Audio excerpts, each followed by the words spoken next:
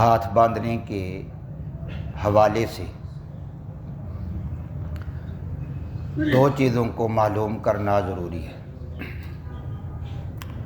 ایک تو یہ کہ ہاتھ کس طرح باندھے جائیں گے، اور دوسرا یہ کہ کہاں باندھے جائیں گے۔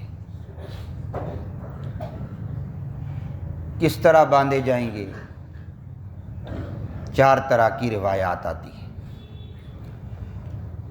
ایک میں آتا ہے کہ آپ صلی اللہ تعالیٰ علیہ وآلہ وسلم نے دائیں ہاتھ کو بائیں ہاتھ پر رکھا۔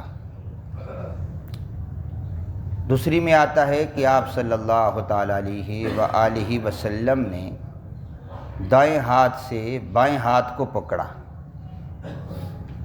تیسری روایت میں آتا ہے کہ آپ صلی اللہ تعالیٰ علیہ وآلہ وسلم نے دائیں ہاتھ کو بائیں ہتھیلی، کلائی اور بازو پر رکھا۔ اور چوتھی روایت میں آتا ہے کہ دائیں ہاتھ کو بائیں بازو پر رکھنے کا حکم دیا گیا ہے۔ یہ روایات نسائی شریف میں، مسلم شریف میں اور بخاری شریف میں آتی ہیں۔ اب یہ بظاہر متعارض ہیں۔ احناف کی یہ خصوصیت ہے کہ وہ کسی روایت کو چھوڑتے نہیں ہیں، اس میں تطبیق پیدا کرتے ہیں۔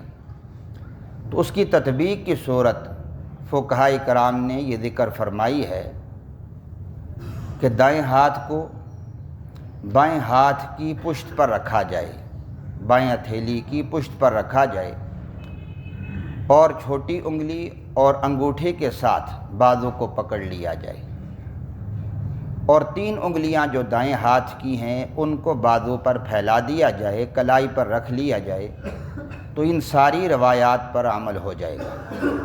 ہتھیلی پر ہتھیلی بھی رکھ دی جائے گی، بازو کو پکڑ بھی لیا جائے گا، بازو پر بھی ہاتھ آ جائے گا، تو اس طرح ان متعارض روایات پر عمل ہو جائے گا۔ اب ہاتھ باندھے کہاں جائیں گے؟ تو وائل بن حجر رضی اللہ تعالیٰ عنہ کی روایت آتی ہے کہ میں نے دیکھا کہ حضور صلی اللہ تعالیٰ علیہ وآلہ وسلم نے ناف کے نیچے ہاتھ باندھے۔ سیدنا حضرت علی کرم اللہ وجہہ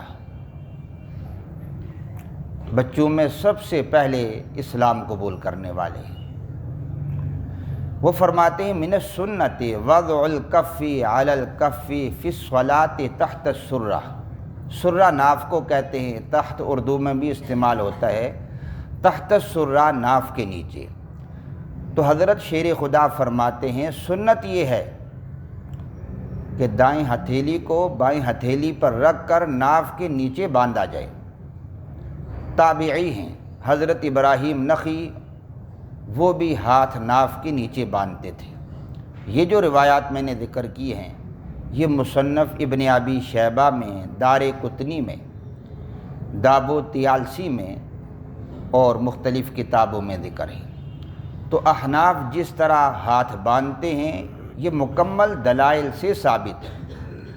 عوام کی آسانی کے لیے چونکہ لوگوں نے کام کرنے ہیں، اب ان کو کہا جی آپ روایتیں بھی یاد کریں، نمبر بھی یاد کریں، تو کاروبار دنیا کس طرح چلے گا؟ یہ تقسیم ہے، کوئی دکان پر بیٹھ گیا ہے، کوئی گاڑی چلا رہا ہے، کوئی مسجد کی امامت سنبھالے ہوئے ہے، کوئی اذان دے رہا ہے، کوئی تعلیم کا سلسلہ جاری کیے ہوا ہے۔ تو اگر سارے لوگ ایک ہی کام کریں گے تو دنیا کا نظام ٹھپ ہو کر رہ جائے گا۔ جو تقسیم ہے اسی کے مطابق ایک دوسرے پر اعتماد کر کے اگر ہم چلیں گے تو ہماری دنیا بھی بن جائے گی، آخرت بھی بن جائے گی۔